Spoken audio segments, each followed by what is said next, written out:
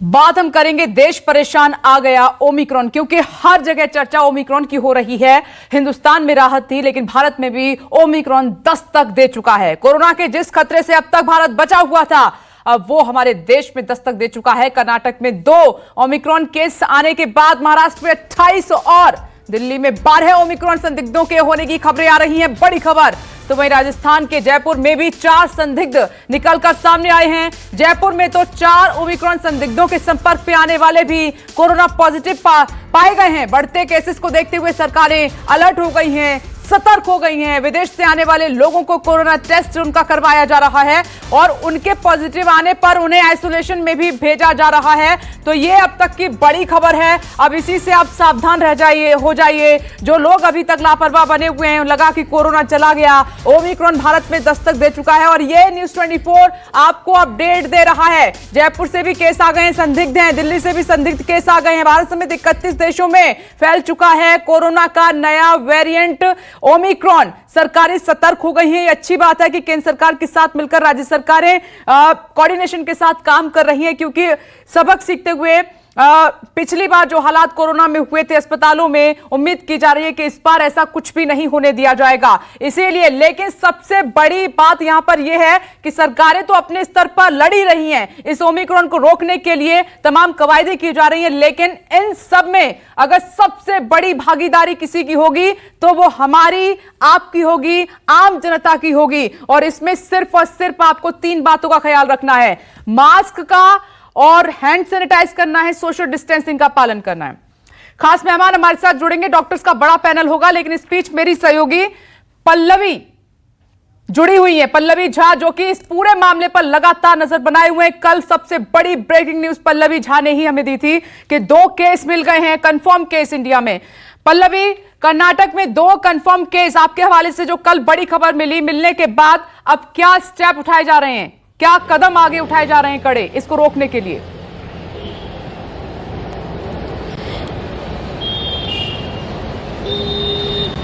देखिए, स्वास्थ्य मंत्रालय की ब्रीफिंग चल रही थी और उसी दौरान इस तरीके की खबर आई कि जो कर्नाटक के 2 केस थे वो ओमिक्रॉन से ग्रसित थे। और जाहिर तौर पर उसके बाद तमाम जो उससे जुड़ी जानकारी थी उसको लेकर के स्वास्थ्य मंत्रालय सामने आया कि जितने भी कॉन्टैक्ट ट्रेसिंग थे उनको कर लिया गया था, कॉन्टैक्ट ट्रेस कर लिया गया था।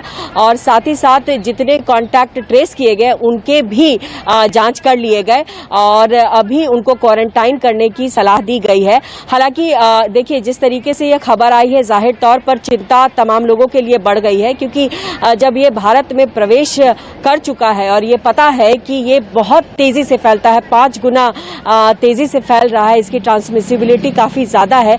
ऐसे में हर लिहाज से जो है सरकार को ही नहीं, आम लोगों को एक्शन लेना पड़ेगा, क्योंकि अभी तक इसकी सीवियरिटी को लेकर क्लैरिटी नहीं है। और जब क्लैरिटी नहीं है तो ऐसे में जाहिर तौर पर कदम काफी सख्त होंगे। जहां तक बात करें केंद्र सरकार की, तो केंद्र सरकार ने राज्य सरकारों को सर्विलांस बढ़ा देने के लिए कहा है।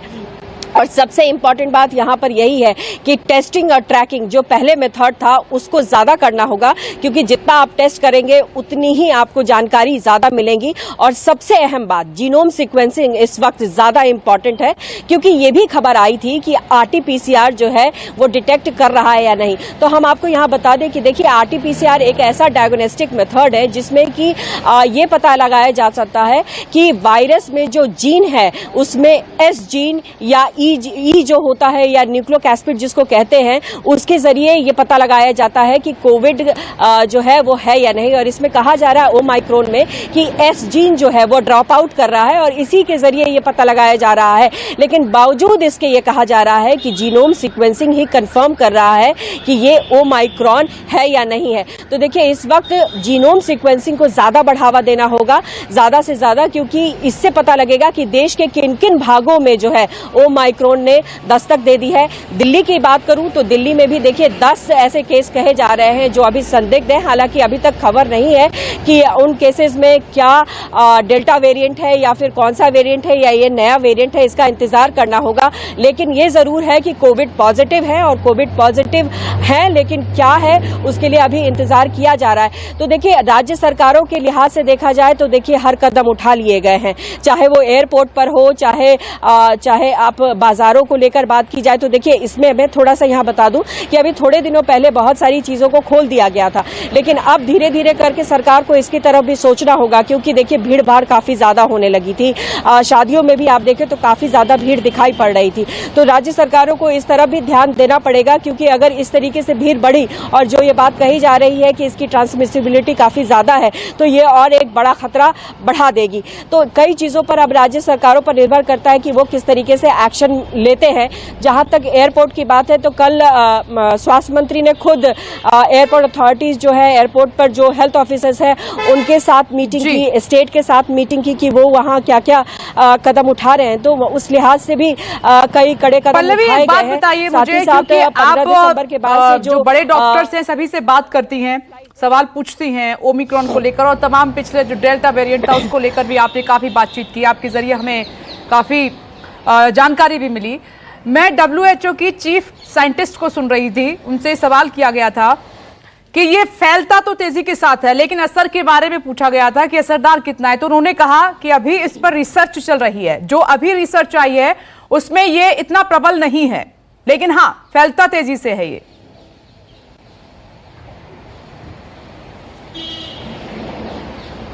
जी बिल्कुल बिल्कुल, देखिए इस बात की चर्चा लगातार हो रही है, और चूंकि जैसा आपने सुना और उन्होंने जो ये बात कही कि देखिए ट्रांसमिसिबिलिटी है, इसमें तो कोई शक नहीं है, क्योंकि इतने कम दिनों में इतने सारे देशों में फैल जाना ये अपने आप में एक चिंता का विषय है। लेकिन सीवीआरटी की जहां तक बात आती है तो अभी भी इस पर काम चल रहा है। हालांकि कुछ स्टडीज ये इशारा कर रहे हैं कि अभी हल्का फुल्का यानी माइल्ड सिम्टम्स दिखाई पड़ रहा है, जिसमें ये देखा जा रहा है कि बदन में दर्द होना जैसी शिकायत हो रही है। लेकिन कुछ अलग सिम्टम्स भी हो सकते हैं, कुछ सीवीआरटी भी हो सकती है। इस पर अभी गहन जांच चल रही है। चीफ साइंटिस्ट जो WHO की हैं सौम्या विश्वनाथन, उन्होंने भी ये इशारा किया है कि देखिए सीवीआरटी अभी फिलहाल तो नहीं दिख रही है, लेकिन अभी भी स्टडी और ज्यादा करने की जरूरत है। तो फिलहाल देखिए समय के साथ इस पिक्चर में ज्यादा क्लैरिटी आएगी कि ये ओमाइक्रॉन जो है वो कितना घातक है। इसमें कोई दो राय नहीं है कि ट्रांसमिसिबिलिटी है, और अगर जिसका इम्यून सप्रेसिव है यानी जिसका इम्यून सिस्टम कमजोर है उसके लिए ये घातक हो सकता है, और खास करके जिनको वैक्सीन नहीं लगी है उनके लिए भी और ज्यादा घातक हो सकता है। इसीलिए और अब तो बूस्टर डोज की परमिशन ली जा रही है, कुछ ऐसी भी कवायद हो रही है कि बूस्टर डोज भी देना शुरू कर दें जिनको दोनों डोज लग चुकी हैं। इस बात की चर्चा भी होती रही है। देखिए बिल्कुल यही मैं कहने जा रही थी कि देखिए वैक्सीनेशन को लेकर इसीलिए बार बार चर्चा हो रही है कि जिन लोगों में ये केसेस देखे गए उनको दोनों वैक्सीन के शॉट लग गए थे, और बावजूद इसके ओमाइक्रॉन से वो ग्रसित हो गए। कहीं ना कहीं ये ब्रेक थ्रू दिखा है, लेकिन कहीं देखिए कि इसमें ये जरूर ये खबर आ रही है कि ब्रेक थ्रू होने के बावजूद सीवीआरटी नहीं देखी, यानी कहा जा रहा है कि वैक्सीन प्रोटेक्टिव कहीं ना कहीं नजर आ रहा है। हालांकि इसके लिए भी क्लैरिटी लेने में थोड़ा वक्त लगेगा। तो यानी कहीं ना कहीं वैक्सीन काम कर रहा है, और जिन्होंने वैक्सीन नहीं ली है उनको वैक्सीन ले लेना चाहिए। जहां तक बात बूस्टर डोज की है तो बहुत सारे डॉक्टर्स का ये मानना है कि देखिए बहुत सारे काफी समय बीत जाने के बाद में जो एंटीबॉडीज जो डेवलप होते हैं वो धीरे धीरे कम होने लग जाते हैं, और ऐसे में ये जरूरी है कि बूस्टर डोज दिया जाए। तो बहुत सारी राय है, लेकिन जब तक एविडेंस ना हो, जब तक पूरी क्लैरिटी ना हो, तब तक इस नतीजे पे आना कि क्या बूस्टर डोज दे देना चाहिए ये एक प्रश्न ही रहेगा। क्योंकि देखिए अभी हमारे देश की बात की जाए तो बच्चों को भी वैक्सीन नहीं लगा है, और बच्चों को वैक्सीन नहीं लगा है इसका यही कारण कहा जा रहा है कि बच्चों की इम्यूनिटी अच्छी होती है, बच्चों में सिम्टम्स नहीं होते हैं। लेकिन सबसे बड़ी डर की बात यह है कि बच्चे कैरियर के तौर पर काम कर सकते हैं, कि बच्चों में सिम्टम ना हो, लेकिन अगर उस तरीके का वायरस अगर उनको संक्रमित करता है, उनको प्रभाव ना डाल के किसी और को संक्रमित कर सकता है, और उस पर हो सकता है उसका दुष्प्रभाव पड़े। तो बहुत सारे ऐसे प्रश्न हैं जिनका जवाब जो है आने वाला वक्त देगा, जब शुरुआत में हमें नहीं मिल रहे थे, जब डेल्टा वेरिएंट आया था, काफी रिसर्च के बाद फिर जवाब मिलने शुरू हुए थे लड़ने के लिए। पल्लवी, मैं लौट रही हूँ, एक रिपोर्ट दर्शकों को दिखा देते हैं, क्योंकि कई सारे सवाल आपने भी उठाए हैं और कई सारे सवाल जो है आम जनता के मन में भी उठ रहे हैं कि आखिर ये ओमिक्रॉन वेरिएंट पकड़ में कैसे आया और किसने सबसे पहले पहचाना, ये जानकारी भी आपको दे देते हैं ग्राफिक्स के जरिए। तो नवंबर में इसकी शुरुआत हुई। क्यों सावधान रहने की जरूरत है, अब आपको ये बताते हैं। ओमिक्रॉन का साइंटिफिक नेम B.1.1.529 है। यह डेल्टा से ज्यादा तेजी से लोगों को संक्रमित कर सकता है। विशेषज्ञों के मुताबिक यह तेजी से लंग्स को डैमेज कर सकता है, इसलिए वर्ल्ड हेल्थ ऑर्गेनाइजेशन ने इसे वेरिएंट ऑफ कंसर्न बताया है। इसके खतरनाक होने का अंदेशा इस बात से भी लगा सकते हैं कि अब तक इसमें 30 से ज्यादा स्पाइक म्यूटेशन हो चुके हैं। ये डबल डोज वैक्सीनेटेड लोगों को भी इन्फेक्ट कर रहा है और सबसे बड़ी बात, इस वेरिएंट का सिर्फ जीनोम सीक्वेंसिंग से ही पता चलता है। तो पल्लवी हमारे साथ मौजूद हैं इस वक्त। आप देख रहे हैं कि कहां से इसकी शुरुआत हुई, कैसे ये सामने आया, जो कि सबके लिए चिंता का विषय ओमिक्रॉन बन गया है। पल्लवी, 31 देशों में अब तक ये फैल चुका है, जिसमें हम इंडिया की बात करें तो 2 कंफर्म हैं। महाराष्ट्र में 28 संदिग्ध हैं, दिल्ली में 12 संदिग्ध बताए जा रहे हैं, जयपुर में 4 हैं।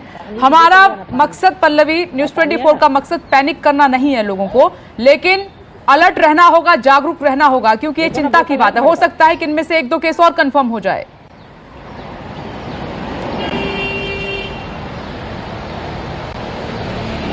इसमें बिल्कुल कोई दो राय नहीं है। बिल्कुल सच बात आपने कही है कि देखिए, पैनिक होने की जरूरत नहीं है, अलर्ट होने की जरूरत है, और अलर्ट रहने के जरिए ही इसको मात दिया जा सकता है। और जैसे हमने रिपोर्ट में दिखाया भी कि देखिए, ओमाइक्रॉन जो है, जिसमें ये जिक्र किया गया कि जीनोम सीक्वेंसिंग के जरिए ये पता लग पा रहा है कि ये ओमाइक्रॉन है, लेकिन आरटीपीसीआर ये जरूर डिटेक्ट कर देता है कि वो जो भी ग्रसित है वो कोविड-19 से ग्रसित है या नहीं है, ये कंफर्म वो कर रहा है। तो इसमें इसलिए भी डरने की जरूरत नहीं है कि आरटीपीसीआर में पकड़ में आएगा या नहीं आएगा।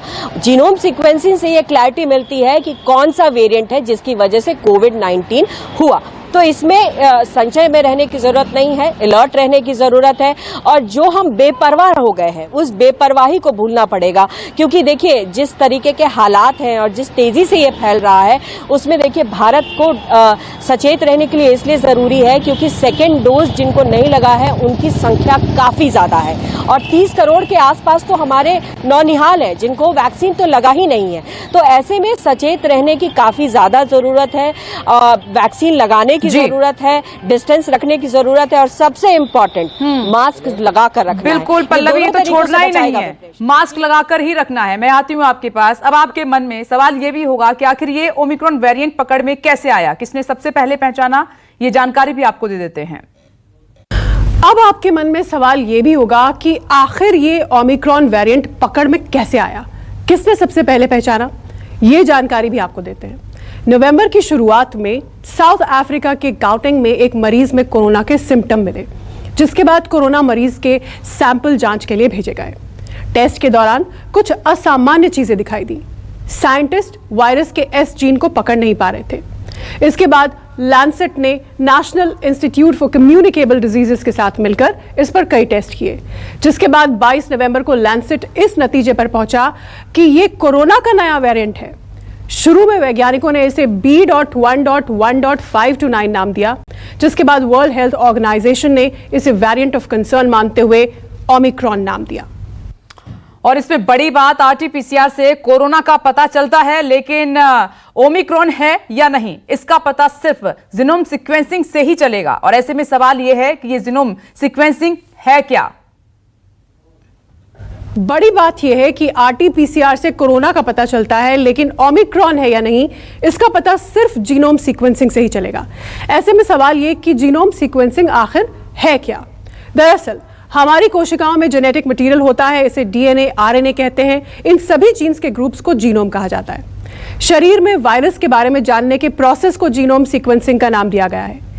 एक जीन की जगह और 2 जीन्स के बीच की दूरी और व्यवहार को समझने के लिए जीनोम मैपिंग या जीनोम सीक्वेंसिंग की जाती है। जीनोम मैपिंग से वायरस के इफेक्ट का पता आसानी से चल जाता है। देखिए, जीनोम सीक्वेंसिंग एक तरीका है जिससे कि हम एग्जैक्ट क्या क्या प्रोटीन्स हैं, क्या क्या जीन्स हैं उस वायरस में, वो काउंट भी कर सकते हैं और पहचान भी सकते हैं उनको। जैसा हम देखते हैं कि डेल्टा वेरिएंट में इतने म्यूटेंट्स थे, 10 म्यूटेंट्स की बात होती है। अब ओमिक्रॉन आया है, इसमें 53 म्यूटेशंस हैं, यानी कि 53 जगह अलग अलग जीन्स चेंज हो चुकी हैं। तो जीनोम सीक्वेंसिंग ही वो तरीका है जिससे कि हम पता कर सकते हैं कि इस वायरस के अंदर क्या क्या जीन्स चल रही हैं। और इस वक्त एक खास मेहमान इस वक्त हमारे साथ मौजूद हैं, सुरेश कुमार जी, मेडिकल डायरेक्टर हैं एलएनजेपी हॉस्पिटल, और साथ ही एक और खास मेहमान डॉक्टर जेसी पासे हमारे साथ जुड़ गए हैं, एक्स मेडिकल डायरेक्टर हैं एलएनजेपी के। डॉक्टर पासे, मैं आपके पास आ रही हूँ। साथ ही डॉक्टर पल्लवी प्रभाकर भी हमें नजर आ रही हैं स्क्रीन पर, डीन है जेजे हॉस्पिटल मुंबई की। स्वागत है डॉक्टर जेसी पासे सर, आपके पास आ रही हूँ। अभी मैं आपसे जानना चाह रही हूँ कि जो अभी ताजा अपडेट है इस नए वेरिएंट को लेकर, नए वायरस को लेकर क्या है और हॉस्पिटल क्या कदम उठा रहा है? देखिए, मैं आजकल लोकनायक हॉस्पिटल से अब रिटायर हो चुका हूं। मैं वर्ल्ड मेडिकल कॉलेज झज्जर में डीन कम प्रिंसिपल हूं। मैं यहाँ का देख रहा हूं और हम ओमिक्रॉन के लिए जो भी इंस्ट्रक्शंस आपके माध्यम से सरकार से, हरियाणा गवर्नमेंट से और सेंट्रल गवर्नमेंट से आ रही है, हम उसको फॉलो कर रहे हैं। अभी फिलहाल जो है, जो केसेस हैं वो छुपे हुए केसेस हैं, सभी केसेस अभी सामने नहीं आए हैं ओमिक्रॉन को लेकर के, क्योंकि इसके लिए जीनोम सीक्वेंसिंग के बिना कंफर्म डायग्नोसिस नहीं हो सकता है। तो और जो कर्नाटक के जो 2 केसेस कंफर्म हुए हैं, उनकी अगर हम रूपरेखा देखें तो अभी उनके जो लक्षण हैं वो सीवियर नहीं है, माइल्ड फॉर्म के लक्षण आ रहे हैं। और अगर यही ट्रेंड रहता है तो हमें चिंता करने की जरूरत नहीं होगी ज्यादा। अगर वो सीवियर केसेस में कन्वर्ट नहीं होते हैं वो केसेस, तो हमको चिंता करने की जरूरत नहीं है। वो बात दूसरी है कि हमको फिर से एक वेव आ रही है, उसकी पूरी तैयारी करनी है, इसके लिए हम सब लोग कार्यरत हैं। तो अभी तक जितनी भी रिसर्च है इस पे सर, सीवियर जैसी कोई बात नहीं है, लेकिन प्रिकॉशंस लेने होंगे। जी जी जी, ये केवल समय ही बताएगा। अभी तो शुरुआत है इस ट्रेन की, इन्फेक्शन की। ये समय से पता लगेगा हमें आने वाले दिनों में कि वो हमारे जो मरीज इस समय हैं वो किस तरह से वो ठीक होते हैं, कितने समय में ठीक होते हैं और उनके लक्षण किस प्रकार से चेंज होते हैं। ओके, मैं सर ये भी जानना चाह रही हूँ कि जरा सिम्टम्स, क्योंकि जब कोरोना के जो अलग अलग वेरिएंट हमने देखे, डेल्टा प्लस, उसमें सिम्टम्स अलग अलग थे, लेकिन इस बार इसमें ओमिक्रॉन के सिम्टम्स क्या क्या हैं? देखिए, इस बार जो है थोड़ा सा विचित्र सिम्टम्स आ रहे हैं। अधिकतर लोगों को सिर दर्द हो रहा है और पेट के सिम्टम्स आ रहे हैं, पेट से रिलेटेड सिम्टम्स आ रहे हैं और जॉइंट पेन्स के सिम्टम आ रहे हैं। जो टिपिकल गला खराब होना, बुखार होना, सेंस ऑफ स्मेल होना, वो सब चीजें नहीं आ रही हैं। सेंस ऑफ स्मेल का गायब होना या टेस्ट का गायब होना, वो चीजें ना आने के अलावा दूसरे सिम्टम्स आ रहे हैं, जिसमें बड़े नॉन स्पेसिफिक चीजें आ रही हैं कि वो हेडेक हो रहा है, पेट के सिम्टम्स आ रहे हैं और जॉइंट पेन्स हो रहे हैं। ओके सर, मैं आती हूँ आपके पास। डॉक्टर पल्लवी, आपका भी रुख करती हूँ, लेकिन एक अहम जानकारी है वो दर्शकों के साथ साझा कर देते हैं। अब सवाल ये भी है कि क्या ओमिक्रॉन के लक्षण डेल्टा से अलग हैं? तो इसमें भी आम तौर पर वही सिम्टम्स नजर आएंगे जो पहले थे। दक्षिण अफ्रीका में सबसे पहले ओमिक्रॉन वेरिएंट की पहचान करने वाली डॉक्टर एंजेलिक के अनुसार आपको बताते हैं। अब सवाल यह है कि क्या ओमिक्रॉन के लक्षण डेल्टा से अलग हैं? तो इसमें भी आमतौर पर वही सिम्टम्स नजर आएंगे जो पहले थे। साउथ अफ्रीका में सबसे पहले ओमिक्रॉन वेरिएंट की पहचान करने वाली डॉक्टर के मुताबिक ओमिक्रॉन में भी हल्के बुखार की शिकायत हो सकती है। इसके अलावा गले में खराश की दिक्कत आ सकती है। स्मेल और मुंह का स्वाद चले जाना भी पहले की ही तरह हो सकता है। इसके अलावा मांसपेशियों में दर्द की शिकायत हो सकती है, साथ ही सर दर्द और थकान की समस्या। खास बात यह है कि जिस तरह पहले एसिम्प्टोमेटिक मरीज सामने आते थे, कुछ केसेस में बिल्कुल वैसा ही हो सकता है। ओमिक्रॉन वेरिएंट में लक्षण ऑलमोस्ट सिमिलर ही हैं। वही बुखार है, सूखी खांसी है, छाती में दर्द है, बहुत ज्यादा थकान है, लॉस ऑफ स्मेल उतना नहीं है जितना पहले था। तो वो एक जो डायग्नोस्टिक फीचर था ऑलमोस्ट हमारे पास, वो नहीं है। लेकिन आरटी-पीसीआर में बहुत अच्छी तरह डिटेक्ट हो रहा है ये, इसलिए कोई चिंता की बात नहीं है। और जैसा मैंने कहा, एस ड्रॉप आउट की वजह से तो बहुत स्पेसिफिकली भी हम डिटेक्ट कर पा रहे हैं इसको। अल्फा, बीटा, डेल्टा और ओमिक्रॉन, सुनने में ये फिजिक्स के टर्म लगते हैं, लेकिन ये ग्रीक अल्फाबेट से जिन्हें WHO ने वेरिएंट्स को पहचानने में इस्तेमाल किया। आपको बताते हैं कि अब तक दुनिया में कितने कोरोना के वेरिएंट सामने आ चुके हैं। अल्फा वेरिएंट, बात सबसे पहले अल्फा वेरिएंट की करते हैं। ये वेरिएंट पिछले साल सितंबर में मिला। इसको वैज्ञानिक भाषा में B.1.1.7 का नाम दिया गया। इसे सबसे पहले ब्रिटेन में खोजा गया।